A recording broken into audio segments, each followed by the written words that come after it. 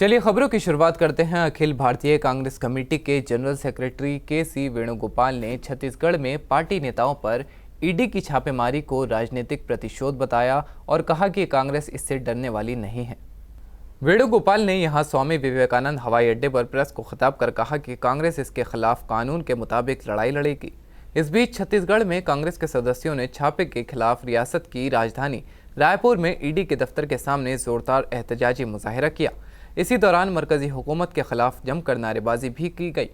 ED ने मुबैना कोयला levy घोटाले की चल रही जांच के तहत छत्तीसगढ़ में 1 दर्जन से ज्यादा मकामात पर छापेमारी की, जिसमें रियासती कांग्रेस नेताओं से जुड़े अहाते भी शामिल हैं। छत्तीसगढ़ में कांग्रेस नेताओं के घरों पर ईडी की रेड से कांग्रेस आलाकमान ने अपनी नाराजगी का इजहार किया और कांग्रेस इस मुद्दे पर लगातार मरकजी हुकूमत को घेरती हुई नजर आ रही है।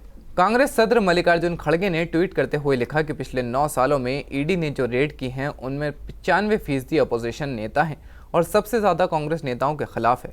रायपुर में कांग्रेस महाधिवेशन से पहले मोदी सरकार द्वारा ईडी का दुरुपयोग कर छत्तीसगढ़ के हमारे कांग्रेस नेताओं पर छापा मारना भाजपा की कायरता को दर्शाता है। मल्लिकार्जुन खड़गे ने पीएम पर भी निशाना साधते हुए ये लिखा कि परम मित्र के महाघोटालों पर रेड करें। कांग्रेस तर्जुमान पवन खेड़ा के खिलाफ लखनऊ और वाराणसी में एफआईआर दर्ज हुई है। बीजेपी का कहना है कि उन्होंने वजीर आजम मोदी के वालिद को लेकर मुतनाज़ बयान दिया था। उनके बयान के बाद वाराणसी में दर्जनों की तादाद में बीजेपी कारकुनान ने उनके खिलाफ मामला दर्ज कराया है। बीजेपी का कहना है कि इस तरह की बयानबाजी राहुल गांधी के इशारों पर की जा रही है। बता दें कि पीएम मोदी पर मुतनाज़ बयान देने के मामले में लखनऊ में बीजेपी के महानगर सदर मुकेश शर्मा ने पवन खेड़ा के खिलाफ रिपोर्ट दर्ज कराई है। मुकेश शर्मा का इल्ज़ाम है कि 17 फरवरी को एक प्रेस कॉन्फ्रेंस के दौरान कांग्रेस तर्जुमान पवन खेड़ा ने पीएम मोदी के खिलाफ मुतनाज़ बयान दिया था।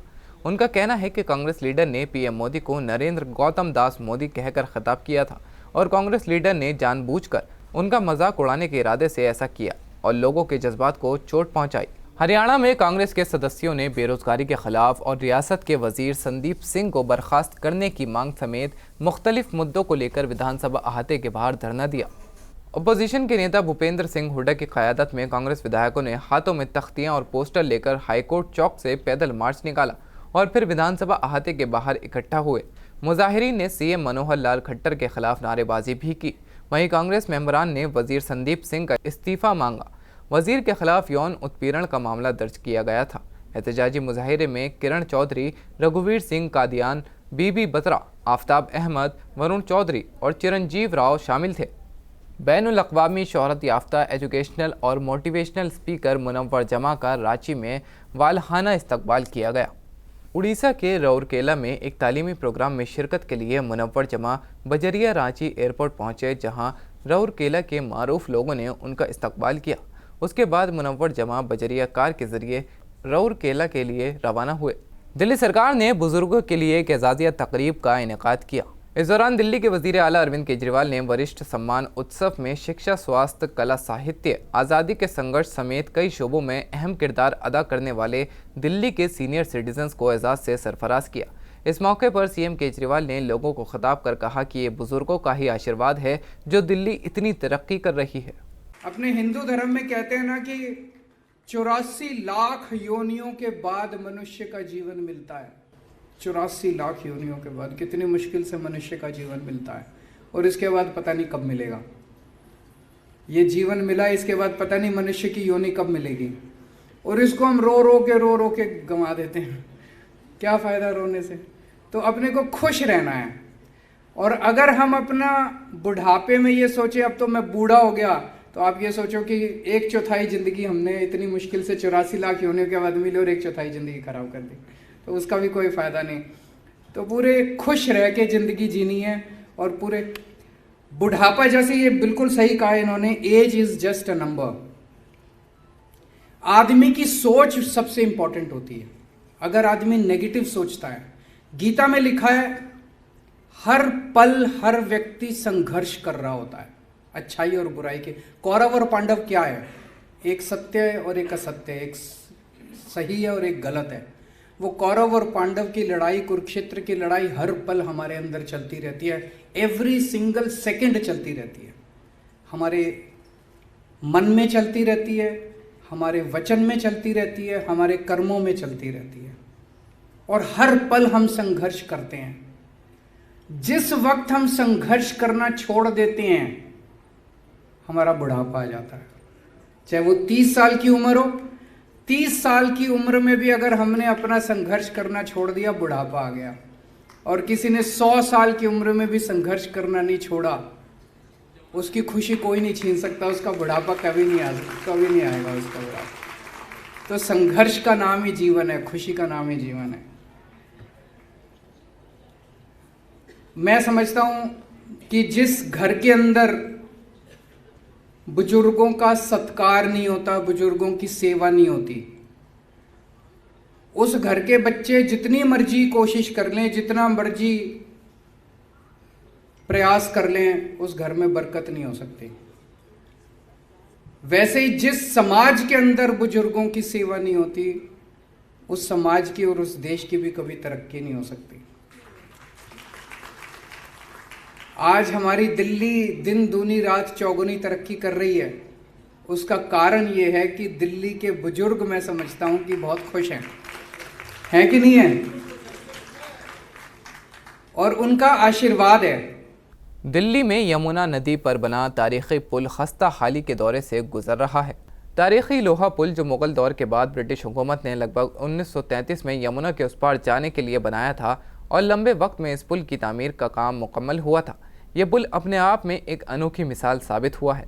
सालों से ये पुल अभी तक अपनी बेहतरीन मजबूती पर कायम है और हैरत की बात यह है कि इस पुल से ट्रेन और भरी ट्रैफिक की 24 घंटे आवाजाही रहती है। लेकिन अफसोस की बात यह है कि इसके बावजूद आज ये तारीख़ी पुल खस्ता हाली के दौर से गुजर रहा है। इस पुल की सड़क, जिसमें दोनों तरफ बड़े बड़े गड्ढे हो रहे हैं, सड़क उखड़ी पड़ी है। इसकी वजह से कभी भी यहाँ बड़े हादसे होते रहते हैं। ये पुल 2 सरकारों के तहत आता है और दोनों ही सरकारें इस तारीख़ी पुल से मुंह मोड़ रही हैं। इसकी हालत का शिकार दिल्ली की आवाम हो रही है। राहगीरों ने इस पुल की शिकायत मरकज़ी सरकार के रेल विभाग और दिल्ली सरकार के PWD से की हुई है, लेकिन इस मामले में कोई सुनवाई अभी तक नहीं हुई है। पब्लिक की जानों से खेल रही है और आंखें नीचे बैठी हुई। सर, पब्लिक के जान से तो खेल रही है, उसके भविष्य से खेल रही है। अभी बताओ, ये पुल पे जाम होता है, घंटों जाम लगता है, तो क्या लगता है इससे पोल्यूशन नहीं बढ़ रहा है? दिल्ली की हवा का गुणवत्ता आपको पता है कितना नीचे गिरा हुआ है, तो क्या लगता है ये कारण नहीं हो सकता? जहाँ के 2 मिनट का सफर हो रहा है या 1 घंटा लगे तो गाड़ी तो लोग स्टार्ट ही रखते हैं, तो उससे पोल्यूशन नहीं फैल रहा है सर। ये राजधानी का पुराना लोहा का पुल, जो राजधानी के अंदर G23 शिखर सम्मेलन होने वाला है, उसके बावजूद भी रेलवे मंत्रालय, दिल्ली सरकार इस पर आंखें मूंदे बैठी है। क्या लगता है कि ऐसे ही शिखर सम्मेलन कामयाब हो पाएंगे? जो राजधानी का ये हाल है, तो शिखर सम्मेलन तो कामयाब जब होगा सर, जब ये लोगों का रजिस्ट्री वाले मकान तोड़ेंगे। ये जो बेसिक चीज़ें उनको रिपेयर नहीं कर रहे हैं, ये उठपटांग चीज़ें कर रहे हैं सिर्फ। अगर ये सबसे ज़रूरी है, अगर मान लो कोई भी फॉरेनर यहाँ से गुजरे तो हमारे देश की क्या इज्जत बढ़ेगी या घटेगी, ये बताओ आप, है नहीं? तो इन चीज़ों पर ध्यान देना चाहिए उनको। मेन चीज़ मेंटेनेंस करना या सही करना ही इस पे है, लेकिन वो करते ही नहीं है। वहाँ से जवाब आया जी ये रिपेयर कर दिया गया, यहाँ रिपेयर हुआ नहीं। रेलवे से एक आदमी आया, उसने पूछा भाई रिपेयर थोड़ा बहुत जो गड्ढा हुआ भर दिया। मैंने जी गड्ढा भरा है, रिपेयर परमानेंटली नहीं हुआ ये। उसके बाद दोबारा जब ये और ज़्यादा गड्ढा हो गया तो मैंने PWD को हेल्पलाइन पे कॉल करा, जो दिल्ली सरकार द्वारा हुआ है। उन्होंने ये कहा कि भाई ऐसा है, ये मेरे में नहीं पड़ता, रेलवे में पड़ता। रेलवे से जब मैंने कहा, रेलवे डिपार्टमेंट को फ़ोन करा और रेलवे से जब मैंने पूछा, वो कहने लगा भाई मेरे अंडर नहीं है। तो ये 2 डिपार्टमेंटों के बीच में फंसा हुआ है ये इसका मुझे नहीं लगता है कि कभी सुधार हो। पुल का हालत का जिम्मेदार तो रेलवे है सीधा, क्योंकि रेल का पुल है और नीचे जो है PWD का पड़ता है। और ये पुल इतना जर्जर हालत में हो रखा है, इतने लोग यहाँ से गुजरते हैं, बिल्कुल ही परेशान है जी यहाँ। हाँ, वो पिस रही है, वो परेशानी का सामना कर रही है सर। 2 विभागों के बीच में ही दिल्ली की जनता परेशान है। हमने तो इतने कंप्लेन करी और बहुत से लोगों ने कराया यहाँ रेगुलर। अब देख लो, ये गाड़ी आ रही, कभी पलट सकता है। ये देखो कंडीशन देखो इस पुल का, इतना गड्ढा है सर कि अगर थोड़ा सा स्पीड हुआ तो ये ऑटो पलट जाएगा। अजमेर शरीफ के कस्बा सरवाड़ में 21 फरवरी से 2 मार्च तक सूफी हज़रत ख्वाजा फ़खरुद्दीन चिश्ती रहमतुल्लाह अलैह का उर्स मुबारक मनाया जाएगा। इस सिलसिले में बाबा फ़खर के उर्स के झंडे की रस्म में मुंबई के हाजी अब्दुल मन्नान शेख एक डेलीगेशन के साथ अजमेर पहुँचे, जहां उन्होंने झंडे की रस्म से पहले हज़रत ख्वाजा गरीब नवाज़ रहमतुल्लाह अलैह की बारगाह में हाज़िरी दी, जहां दरगाह के खादिम सैयद आरिफ हुसैन चिश्ती अशरफी ने डेलीगेशन के सभी मेंबर्स को ज़ियारत कराई और दरबार की दस्तारबंदी कर तबर्रुक तकसीम किया। मुंबई से आए इस डेलीगेशन में दरगाह कमेटी के साबिक मेंबर हाफिज़ वकील अहमद और आफ्ताब शेख भी शामिल थे। पीर मन्नान साहब के मुताबिक हर साल सरवाड़ शरीफ दरगाह के गरीब नवाज बुलंद दरवाजे पर उनके हाथों से परचम कुशाई की रस्म अदा की जाती है, जिसमें शिरकत के लिए बड़ी तादाद में ज़ायरीन मौजूद रहते हैं। 101 फीट ऊंचे बुलंद दरवाजे पर इस मर्तबा स्टील का कटहरा भी लगाया गया है, जिससे झंडा पेश करते वक्त किसी को कोई खतरा नहीं रहे। इस झंडे की रस्म को इस्लामिक महीने रजब की 29 तारीख को अदा किया जाता है। हम लोग कम से कम 101 लोग आए हुए हैं साथ में। हमारे हर जगह के मेरे मुरीद यूपी से, बिहार से, बम्बई से, महाराष्ट्र से, हम सब 101 लोग आए हुए हैं सब यहाँ पे।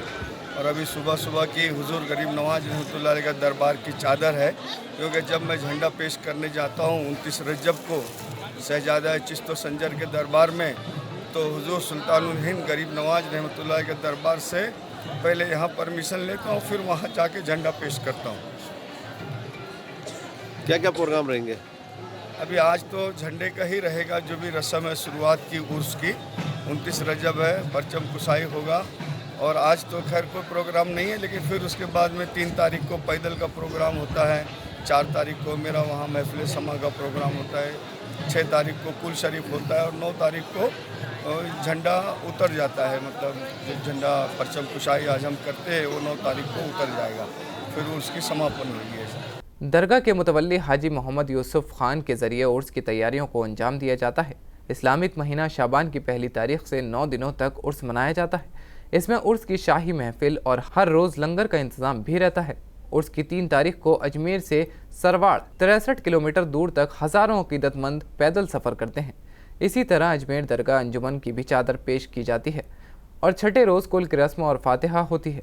आखिर में 9 शाबान को बड़े कुल की रस्म अदा की जाती है और दरगाह के बुलंद दरवाजे से झंडा वापस उतार लिया जाता है और उर्स इख्तिताम पजीर हो जाता है।